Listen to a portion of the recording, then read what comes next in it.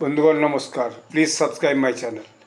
পাকিস্তানে গত 2-3 দিন যাবৎ একটা অস্বাভাবিক কার্যক্রম দেখা গেছে। কী সেই অস্বাভাবিক কার্যক্রম?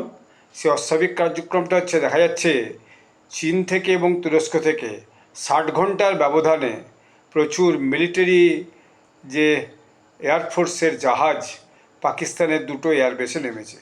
একটা হচ্ছে রাওয়ালপিন্ডির নূর খান এয়ারবেসে, আর একটা হচ্ছে করাচির মাসরুর এয়ারবেসে।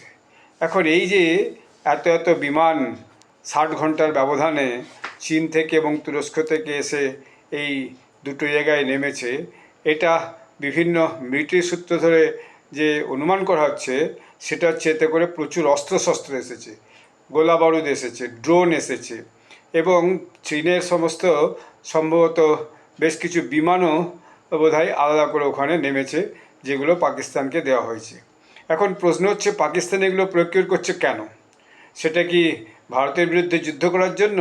সেটা কি পাকিস্তান সৌদি আরবের যে চুক্তি হয়েছে তার ভিত্তিতে চীনই বা এতে এত আগ্রহ জানাবে কেন?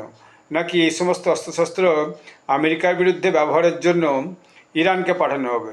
এই প্রশ্নটা কিন্তু সাংবাদিকরা তুলছে। ফলে পাকিস্তানের যে ভেতরের যে হরকত যেটাকে বলে, অর্থাৎ দুমুখ নীতি এবং যে একটা মানে ব্যবস্থা যাকে বলে, এক দেশের সঙ্গে আরেক দেশের লড়াই লাগিয়ে দেওয়া, এক দেশের সঙ্গে আরেক দেশের সাহায্য করে দেওয়া, এরকম যে একটা ব্যবস্থা, একটা বদবুদ্ধি সবসময় কিন্তু কাজ করছে। দেখা যাক আগামী দিনে এই রিপোর্টে আরও বিস্তারিত এলে তখন আপনাদেরকে আমি জানাবো। ধন্যবাদ।